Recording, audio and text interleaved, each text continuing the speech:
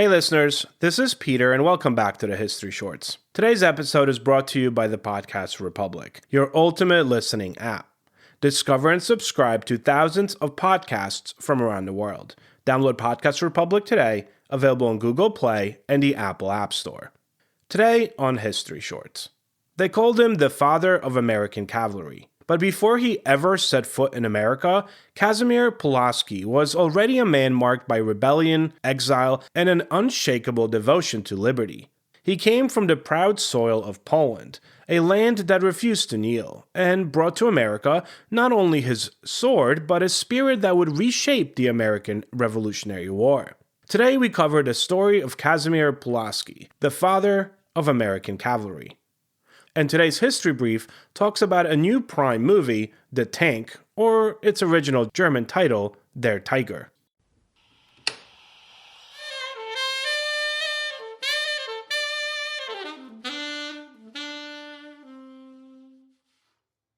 A quick word from our sponsors.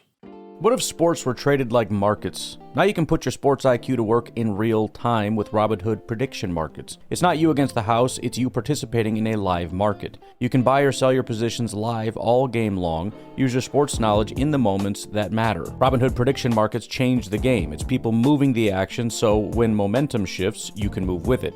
I always knew the game, but never had a dynamic way to apply that knowledge. Now I can actually take part live in a market powered by people. You're no longer just a spectator. Play by play, you decide. Trade every play with Robinhood, now available across the US. Download the Robinhood app now to begin. Futures and cleared swaps trading involves significant risk and is not appropriate for everyone. Event contracts are offered by Robinhood Derivatives LLC, a registered futures commission, merchant, and swap firm. This day in history. On January 26, 1788, Australia's first European settlement was established at Sydney Cove as the first fleet arrived from Britain. What began as a penal colony would eventually grow into a modern nation. On January 26, 1927, the world's first transatlantic telephone call was made between New York City and London. The first time, voices crossed the ocean instantly. Story of the day. Casimir Pulaski was born in 1745 into Polish nobility, a family of land, honor, and resistance. His father, Józef Pulaski, was a leading figure in the Confederation of Bar, a movement that rose up in 1768 against Russian domination and the weakening of Polish sovereignty. From the moment he could ride a horse, Casimir was fighting for freedom. At just 21 years old, he became one of the Confederation's youngest commanders, leading irregular cavalry in daring raids against the far better equipped Russian army. His tactics, lightning strikes, feint retreats, ambushes on open plains, would later echo in the fields of the United States of America. Well, I should say America. It wasn't the United States yet. But Poland's rebellion failed. Pulaski's forces were crushed, his comrades captured or executed. He became a hunted man, exiled from his homeland, condemned to death in absentia by the Polish crown. By 1772, he was wandering across Europe, in Dresden, Paris, and occasionally living hand to mouth, a soldier without a country. And yet, even in exile, his fight for liberty was not over. In 1776, news of a rebellion across the Atlantic reached Europe. A new republic was fighting for independence, and Pulaski saw in it the same struggle that had driven him from Poland. In Paris, he crossed paths with Benjamin Franklin, then serving as America's diplomat to France. Franklin was skeptical of European adventurers offering their services to the revolution, but Pulaski's reputation preceded him. Franklin's letter to George Washington was short and to the point. Count Pulaski of Poland, an officer famed throughout Europe for his bravery and abilities, desires to enter into our service. He may be highly useful. That letter would change Pulaski's life, and in time, save Washington's army. Pulaski arrived in America in 1777, speaking little English, wearing the dress of a European nobleman and carrying the scars of years spent fighting for his lost homeland against the Russians. When he first met Washington at Brandywine Creek, the Continental Army was in desperate straits. British forces under General Howe were advancing on Philadelphia, and Washington's lines were near collapse. Pulaski, still an outsider, observed the battle unfold and saw what Washington could not, that the British were attempting to flank the American position. Acting on instinct, he rallied a group of scattered cavalrymen and launched a countercharge, buying Washington precious minutes to regroup and retreat in good order. His courage on that field was undeniable. Days later, Washington recommended him for command, writing to Congress. This foreigner's valor and skill on horseback are of the highest order. He is an officer of great merit. Congress agreed, and Pulaski was commissioned as a brigadier general of the Continental Army's cavalry. The exiled Polish nobleman had found a new cause, a new flag, and a new home. Pulaski faced an immediate challenge, though. The Continental Army's cavalry was in chaos. Poorly trained, badly equipped, and often undisciplined, they were no match for the British dragoons. Drawing on his European experience, Pulaski reorganized the units into a disciplined, mobile fighting force. He emphasized speed, formation, and the element of surprise, the very qualities that had defined his earlier campaigns in Poland. He also introduced new training methods, mounted drills, saber practice, and cavalry reconnaissance. In doing so, he helped transform American horsemen from scattered militias into a true battlefield arm, a true cavalry. But Pulaski's fiery temperament often clashed with his fellow officers. He was proud, impatient, and intolerant of any inefficiency. He resigned his post in early 1778 after political disputes, but soon proposed a bold new idea, an independent cavalry corps directly under his command, free from interference. Congress approved it, and thus was born the Pulaski Legion. The Pulaski Legion was one of the most distinctive and cosmopolitan units of the entire Revolutionary War. It included Americans, Poles, Frenchmen, Germans, and even some Irish volunteers. Their motto could have been "Liberty has no nation." Trained in European cavalry tactics, the Legion became a highly mobile strike force, part cavalry, part light infantry. They scouted enemy movements, raided supply lines, and acted as Washington's eyes and ears. In 1779, the Legion was sent south to aid in the defense of Charleston, South Carolina, and it was there that Pulaski would cement, and ultimately sacrifice, his place in history. In the fall of 1779, French and American forces launched an assault on British-held Savannah, Georgia. It was one of the war's bloodiest and most ill-fated engagements. Pulaski, now a legend among both armies, led his cavalry into the thick of battle.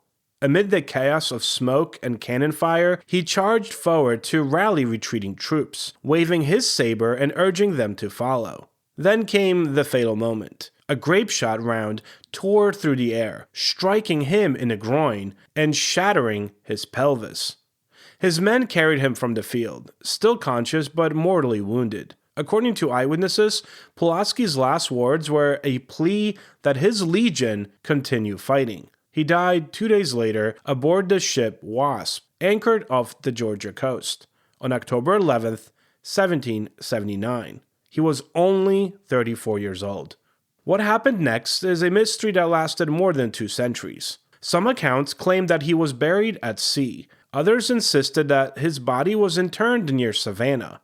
In the 1990s, forensic studies of remains found under a monument in Savannah suggest that the bones were indeed his, but with a fascinating twist. DNA and skeletal analysis revealed that Pulaski may have been intersex, meaning possessing both male and female biological traits. If this is true, because it is still disputed, it means that one of America's most celebrated warriors, revered for his masculinity and marital prowess, may have embodied a far more complex identity than history ever recorded. Again, maybe, if. Regardless, Pulaski's bravery and legacy transcended such details. His monument stands today in Savannah, where locals still lay flowers each year on the anniversary of his death. Pulaski's legacy in America is unique. A foreign volunteer who fought and died for a nation not his own. George Washington called him a nobleman of great zeal and distinguished service. The Continental Congress passed a rare resolution praising his courage.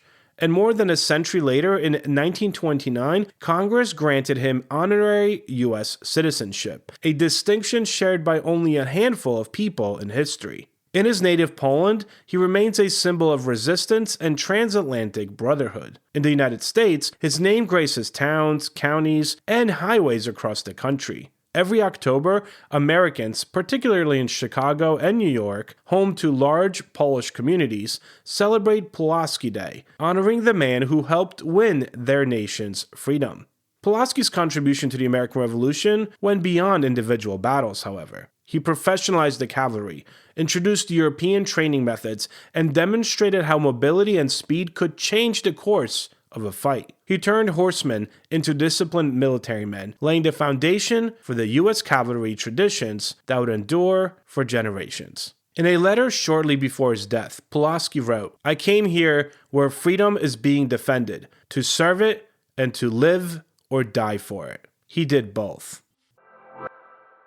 The History Brief. Today I want to take a moment to talk about a new World War II film on Prime Video that genuinely surprised me. Der Tiger, or The Tank. I know not everyone online is crazy about this one, and many people point out things such as the fact that the spacing between the tank wheels is not authentic to Tiger I tanks, and etc. But as for me, I was definitely entertained. At first glance, the movie looks familiar. A German Tiger tank crew, the Eastern Front, mud, fear, claustrophobia, and the grinding mechanics of war. You might think you know exactly where it's going, and I did too. But Der Tiger is far more restrained and far more thoughtful than it initially appears. The film spends most of its runtime inside the tank itself, and that's intentional. You feel the confinement, you feel the exhaustion, and the tank becomes less of a weapon of power and more of like a steel prison. It really gave me that feeling of Das Boot from 1980s, except, in a tank. What stood out to me was how little the movie relies on spectacle. There's no glorification here, no heroic framing, no triumphant music cues. Instead, the violence is distant, confusing, and deeply uncomfortable. Kind of like the American film Fury, which by the way is amazing, and superior to this one. Still, that doesn't make this one a bad movie. The original dialogue is German, because it's about a German tank crew, but the dialogue is very sparse, and the silence does a lot of the work. I actually watched this in German and read the subtitles, which did not detract from the story at all. Without spoiling anything, the twist in the final moments is genuinely strong. One of those endings that forces you to mentally reevaluate what you've just watched. It reframes the story in a way that feels earned rather than gimmicky. Anyway, importantly, it doesn't rely on shock value. It kind of relies on meaning. Der Tiger isn't a traditional war movie. It's slower, darker, and more introspective. If you're looking for action-heavy combat scenes, this may not be your film. But if you're interested in how modern filmmakers are grappling with World War II memory, especially from a German perspective, this is absolutely worth your time. Thank you again for tuning in and helping make this little show such a mighty success. If you're enjoying this show and would like to help me out with its production, you can always donate a few dollars at buymeacoffee.com or become a Patreon member to enjoy these episodes for free. Both of those links can be found on our website at www.historyshortspodcast.com. And if you need to contact me, you can do so at peter@historyshortspodcast.com. Thank you so much for all your support. Have a great rest of your day, and I will talk to you all again tomorrow.